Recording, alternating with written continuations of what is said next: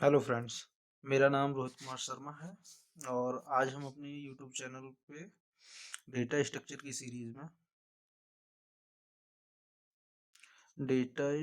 की सीरीज में आज हम रिकर्शन की बात करने वाले हैं। रिकर्शन रिकर्शन की बात करेंगे। तो रिकर्शन क्या होता है बेसिकली? हम बात करें तो हम सी लैंग्वेज या सी प्लस प्लस या किसी भी लैंग्वेज में फंक्शन बनाते हैं। फंक्शन तो फंक्शन हमें क्या करता है कि प्रोग्राम में बार बार यूटिलाइज करने का ऑप्शन देता है कि हम एक फंक्शन को अ, अ, एक फंक्शन जो भी है, वन फंक्शन या ए फंक्शन जो भी है, उस फंक्शन को अगर हमें वन मोर टाइम यानी कि वन और मोर टाइम यूज करना हो तो हम यूज कर लेते हैं। यूज करना हो तो हम एक सिंगल कोड लिख के यूज कर लेते हैं। सपोज दैट कि हम सी लैंग्वेज में एक फंक्शन बनाए जिसका हमने नाम दे दिया, वॉइड टाइप का था कोई एक, और जिसमें हमने ले लिया कि सम कर रहे हैं हम दो नंबर का, और हमने यहाँ पे इंट ए और इंट बी दो नंबर को ही लिए, और हमने एक यहाँ पे इनिशियलाइज किया int c equals to a plus b, और हमने यहाँ पे प्रिंटफ करवा दिया %d और यहाँ पे c। तो जो हमने यहाँ पे लिया, अगर हम इस फंक्शन को बार बार अपने प्रोग्राम में कहीं यूज करना चाहें तो हमें लाइन ऑफ कोड कितना लिखना होगा कि सम, और जैसे कि हम यहाँ पे वैल्यू दे दिए, फिर हमने जैसे सम 10 2 दे दिए, जो भी हमें देना है, तो इतना लाइन ऑफ कोड हमें अपने फंक्शन को यूज करना है। पर कभी कभार कंडीशन ऐसी होती है कि हमें क्या करना होता है कि फंक्शन के अंदर फंक्शन को कॉल करना होता है, यानी कि इनसाइड द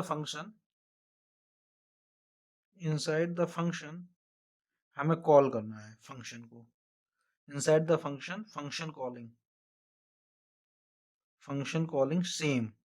सेम फंक्शन की कॉलिंग क्या कहलाती है? रिकर्शन होता है, रिकर्शन है। ठीक है, तो अब ये कैसे इम्प्लीमेंट होता है इस बात को थोड़ा सा देखेंगे। हम इसमें एक चीज बोल रहे हैं, सबसे बड़ी चीज, कि हमने एक कोई फंक्शन बनाया, उस फंक्शन के अंदर हम प्रॉपरली उसी फंक्शन को कॉल करें तो हम इसे रिकर्शन कहते हैं।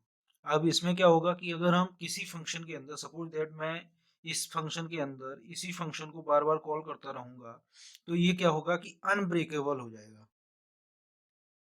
अनब्रेकेबल हो जाएगा तो हमारा प्रोग्राम का जो आउटपुट है वो क्या हो जाएगा? बेकार हो जाएगा। हमारा प्रोग्राम क्या हो जाएगा, एक तरीके से बोले तो हिंदी में तो बेकार हो जाएगा, क्योंकि उसका कोई भी रिजल्ट गैदरिंग का काम नहीं बचा है, क्योंकि वो हमेशा वो अनएग्जीक्यूटेड यानी कि डेडलॉक में चला जाएगा, वो हमेशा एग्जीक्यूट होता रहेगा। तो हमें ये भी नहीं करना है। हमें अपने प्रोग्राम को कोड कम करना है और साथ में ये भी देखना है कि उस फंक्शन को हमें बार बार उसी प्रोग्राम में उसी फंक्शन में नीड पड़ रही है, तो इसलिए हम कर रहे हैं। अब सपोज दैट कि आपको कोई नंबर दिया गया, कोई कितने भी डिजिट का नंबर एक दिया गया। सपोज दैट कि आपको ये नंबर दिया गया, आपको बोला गया कि इस नंबर के एवरी डिजिट का एडिशन करो, एडिशन करके हमको दो। आप क्या करोगे? तो आप तो एक होता है कि हम जनरली व्हाइल लूप, पर आपसे बोला गया कि रिकर्सन का यूज करना है, तो आप कैसे करेंगे? ये बात है। तो हम इस फंक्शन में आपको हम बताते हैं कि हम किस तरीके से फंक्शन के अंदर फंक्शन को कॉल करेंगे। सपोज दैट आपसे जो बोला जा रहा है वो ये बोला जा रहा है, वॉइड है कोई, और आपसे बोला जा रहा है, आपने फंक्शन का नाम दिया डिजिट सम। ठीक है, और इसमें आपने एक नंबर लिया, तो इंट नंबर है आपका n, और यहाँ पे इंट एक सम ले लिया आपने। अब हमने यहाँ पे जो लिया, इसके अंदर हमने दो वेरिएबल को और डिक्लेयर किया, k और j, और दोनों की वैल्यू को हमने 0 से इनिशियलाइज कर दिया। अब हम इसमें एक कंडीशन लगाते हैं, इफ n इक्वल्स टू 0, तब हमारा क्या हो जाए? तब हम बोलते हैं ब्रेक कर जाए। ठीक है। अगर ये ना हो तब हमें अब इस फंक्शन को जोड़ना है, तो इस फंक्शन को फिर कॉल करना है। तो हम यहाँ पे एक चीज लेते हैं, k इक्वल्स टू, हम यहाँ पे लेते हैं कि सम नहीं n, n जो हमारा नंबर है उसका मॉडुलस कर ले रहे हैं, और फिर हम इसमें एक j इक्वल्स टू लेते हैं, और हम यहाँ पे क्या करते हैं कि sum equals to value initialize कर देते हैं 0। ठीक है, तो सम इक्वल्स टू हमने वैल्यू इनिशियलाइज कर दी यहाँ पे 0, और k j इक्वल्स टू हम लेते हैं j डिवाइडेड बाय 10, और यहाँ पे हम कर देते हैं sum equals to sum plus k, और इसके बाद में जब हमारा ये एग्जीक्यूट होता जाए, जब हमारा एल्स पार्ट कंप्लीट हो जाए, तो कंप्लीट होने से पहले हमें क्या करना है कि इसी फंक्शन को अगर हम फिर कॉल कर लें, तो अब हम इस फंक्शन को जब कॉल करेंगे तो हम यहाँ पे लिखेंगे डिजिट सम। अब हम कैसे करने वाले हैं आपको हम पूरा एक समझाएंगे विद एग्जांपल, ये लिए हैं या दूसरा लेके भी दिखा देंगे। तो हम यहाँ पे अब क्या क्या चीज़ों को कॉल करेंगे, एक हम यहाँ पे कॉल करेंगे जे को, जे वैल्यू को हम यहाँ पे लेंगे, और एक हम सम, और इन दोनों वैल्यूओं के साथ में हम यहाँ पे चलेंगे। अब जैसे ही हमारा इल्स पार्ट कंप्लीट हो, फिर हम बोलते हैं कि प्रिंट ऑफ कर दो %d और यहाँ पे सम को। अब ये हमने इतना कर लिया, एल्स पार्ट कंप्लीट हो चुका है, उसके बाद हमने ये किया। अब हम इसको समझते हैं कि हम कैसे चीज़ों को कर रहे हैं।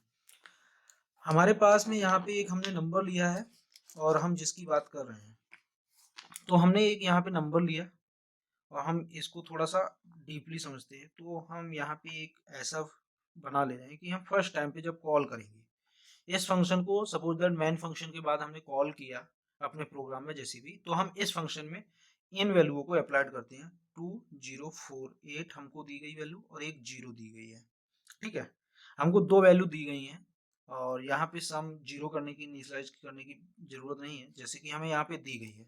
तो हमें k और j की वैल्यू यहाँ पे दी गई है, 0 है, तो दोनों वैल्यू 0 है अभी। और हमारे पास n की वैल्यू जो है वो कितनी है, 2048 है, और हमारे पास यहाँ पे सम की वैल्यू जो अभी है वो 0 है। अब हमसे क्या कहता है फंक्शन, n इक्वल्स टू 0 नहीं है भाई, तो यहाँ पे इल्स पार्ट में आएंगे, तो k मॉडुलस 10, k मॉडुलस 10 का मतलब है कि हम जब इसका मॉडुलस निकालेंगे 2048 मॉडुलस 10 करेंगे, तो इसका मतलब है, तो हमारे पास यहाँ पे कितना बचता है, 8 आता है रिमाइंडर, तो 8 यहाँ पे हो गया, तो यहाँ पे प्लस ऐड होगा क्योंकि हमने sum equals to sum plus k किया है, और इसी के साथ में, और यहाँ पे n की जो वैल्यू होगी डिवाइड करेंगे अगर, तो यहाँ तक हमारी वैल्यू को प्रॉपरली मिल जाएगा।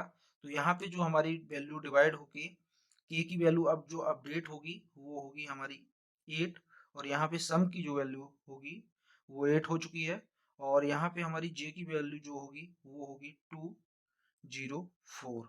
अब जो हमारी न्यू वैल्यू है, अब हम उनके साथ में वर्क करेंगे। तो हमें यहाँ पे जो फिर दो वैल्यू चाहिए, तो j की वैल्यू चाहिए, तो j की वैल्यू जो एक यहाँ पे न्यू वेरिएबल है उसके अकॉर्डिंग j और k की वैल्यू हमारी क्या है, 0 है। बट हमारे पास जो n नंबर है यहाँ पे, इसके अकॉर्डिंग बात करें तो n नंबर की जगह पे j की वैल्यू, तो यहाँ पे हमारी 204 है, और सम की वैल्यू हमारी जो है वो कितनी है, 8। अब न्यू अपडेटेड वैल्यू होके जो आएंगी उनको फिर देख लेते हैं। तो यहाँ पे जब हम k की वैल्यू फिर फेच आउट होगी, जब हम करेंगे, तो यहाँ से हमारा कितना आता है, जब हम इसको डिवाइड करेंगे तो यहाँ तक हमारा जो मॉडुलस आएगा 204 का, तो वो हमारा आ जाएगा 4। तो यहाँ पे प्लस अपडेट हो जाएगी 4, और साथ में इसके ये सम की वैल्यू अपडेटेड हो चुकी है, और j की वैल्यू जो रहेगी वो हो जाएगी 2 और 0। अभी हमारे पास में अब ये न्यू वैल्यू फिर आ चुकी हैं। तो अब हम फिर इसके बाद आगे बढ़ते हैं। तो जब हम इसके बाद आगे बढ़ेंगे, तो यहाँ पे हम आते हैं, और फिर हमारे लिए j और k जो इसके लिए नए टर्म है उनकी वैल्यू हो गई 0, क्योंकि अभी ये हमारा 0 नहीं है, n के बराबर जो यहाँ पे वैल्यू हमको मिल रही है वो 20 मिल रही है।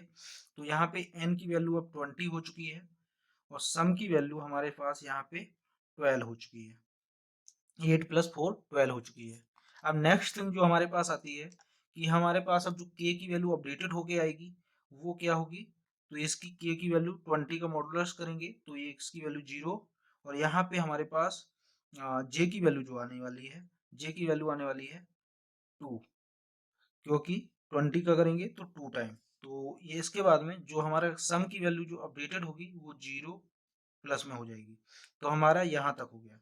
फिर हम जब नेक्स्ट सेक्शन की ओर बात करेंगे तो फिर हमारे लिए j और k न्यू वेरिएबल हो जाते हैं, और इसके बाद में हमारे पास यहाँ से ये 0 वैल्यू को रिटर्न मिलेंगे, पर जो न्यू जो हमारी n की वैल्यू होगी वो होगी हमारे पास 2, एंड k की वैल्यू सम की वैल्यू जो होगी हमारे पास वो होगी 12, पर यहाँ पे जब हमारे पास k की न्यू वैल्यू आएगी वो हमारे पास आएगी 2, और j की वैल्यू आएगी 0। तो जब 0 आई तो यहाँ पे हमने फिर यहाँ पे 2 ऐड हो जाना है, तो इसके बाद में हम फिर यहाँ पे फंक्शन को कॉल करते हैं। फंक्शन को जब हम कॉल करेंगे तो फिर हमारे पास में जो न्यू वैल्यू होंगी वो क्या होंगी, j और k की हमारे पास यहाँ पे न्यू वैल्यू 0 होंगी जो इसके अकॉर्डिंग चल रहे हैं फंक्शन के अकॉर्डिंग यहाँ से, और इसके बाद में जो n की वैल्यू है, n की वैल्यू हमारी इस ये वाले j की वैल्यू है, तो j की वैल्यू हमारी यहाँ पे कितनी है 0, और यहाँ पे हमारी सम की वैल्यू जो है वो 12 प्लस 2 है, 12 प्लस 2 इज टू 14 हो जाता है। यहाँ तक हमारी ये वैल्यू हो जाएगी। अब इसके बाद में हमारी जो k की वैल्यू आने वाली है, तो k की वैल्यू पे हमें जाना नहीं है, क्योंकि हम जब चेक करेंगे तो n इज टू 0 है, तो ये यहाँ से ब्रेक कर जाएगा, एल्स पार्ट में जाएगा नहीं, क्योंकि यहाँ से ब्रेक कर चुका है, तो ये डायरेक्ट अब इस पार्ट पे आएगा, और इस पार्ट में आने के बाद में क्योंकि इफ कंडीशन ट्रू हुई तो ट्रू होने के बाद में ब्रेक हुआ, तो इसके बाद में यहाँ पे आएगा, और ये प्रिंट क्या करेगा, तो इसने प्रिंट जो वैल्यू करनी है, तो यहाँ पे सम की वैल्यू हमारे पास 14 आ चुकी है, तो ये इसको प्रिंट कर देगा।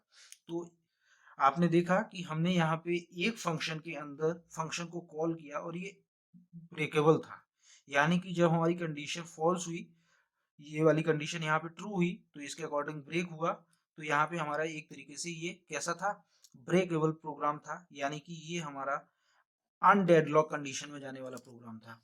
ये अनडेडलॉक कंडीशन का था, ये डेडलॉक में नहीं जाएगा, तो अनडेडलॉक प्रोग्राम था। अगर हम ऐसा कोई प्रोग्राम बना दें जिसमें कंडीशन कोई ब्रेक ना हो तो वो क्या होगा, डेडलॉक कंडीशन में चला जाएगा। इसका मतलब है कि हमारा प्रोग्राम कभी भी फिनिश नहीं होगा। तो ऐसे प्रोग्राम हमें रिकर्शन के थ्रू नहीं बनाने हैं, बट हमें जो प्रोग्राम बनाना था वो ये बनाने थे कि हमारा जो भी प्रोग्राम हो वो उसकी एक कंडीशन हम ऐसी दें कि जिससे वो ब्रेक हो सके, तो हमारा प्रोग्राम बहुत सही होगा। यानी कि बहुत सही का मतलब क्या है कि हम अपने कोड को सिमुलेट कर ले रहे हैं, यानी कि हम अपने कोड को एक तरीके से ऑप्टिमाइज वे में ले जा रहे हैं। तो अब हमने यहाँ पे ये देखा। अब इसमें दूसरी थिंग आती है कि हम कैसे देखते हैं। तो अभी हमने जो ये प्रोग्राम लिया, अब हम इस प्रोग्राम को सबसे पहले ब्रीफ आउट कर देते हैं कि हम यहाँ पे कर क्या रहे थे। तो जैसे ही हमने डिजिट सम को कॉल किया, तो डिजिट सम को यहाँ पे कॉल किया तो हमारे पास दो जो वैल्यू थी वो ये थी यहाँ तक। अब इसके जो पार्ट बनने वाले हैं, तो यहाँ पे जो वैल्यू हमें आ रही थी उस पर हमें ध्यान नहीं देना है। तो हमारे पास में वैल्यू जब आ रही थी तो उसके बाद में हम यहाँ पे जब न्यू कंडीशन हमारे पास में बन रही है तो हम फंक्शन को कॉल कर रहे हैं और साथ में फंक्शन को कॉल करेंगे। तो फंक्शन को कॉल यहाँ पे कर दे रहे हैं, और फंक्शन कॉल हमने फिर यहाँ पे की डिजिट। जब हमने दूसरी टाइम फंक्शन को कॉल किया तो यहाँ पे हमारे पास वैल्यू थी 204 एंड 8। फिर हमने जब फंक्शन को कॉल किया तो फिर हमारे पास में जब दोबारा से वैल्यू आई तो डिजिट सम में फिर हमारे पास में आती है 20 एंड 12। फिर इसके बाद में तो डिजिट, फिर हमारे पास आएगा डिजिट सम, और इसमें वैल्यू हमारे पास 2 आती है और 12 आती है। फिर जब नेक्स्ट टाइम जाता है तब हमारे पास में डिजिट और सम आता है। फिर इसके बाद में हमारे पास में जो वैल्यू आती है वो आती है 0,14, और यहाँ पे फंक्शन हो जाता है ब्रेक। जैसे ही ब्रेक होता है तो हमारे पास में जो लास्ट लाइन बचती है, यहाँ पे हमारा जहाँ पे प्रोग्राम छूट जाता है उसके बाद में जो लास्ट लाइन बचती है उसके साथ में हमारी वैल्यू को प्रिंट कर देता है। तो जो प्रिंट करता है वो सम को, इस वैल्यू को प्रिंट आउट कर देता है। तो आपने देखा कि हमने यहाँ पे एक एक स्टेप को देखा। अब हम एक और प्रोग्राम लेते हैं कि हम क्या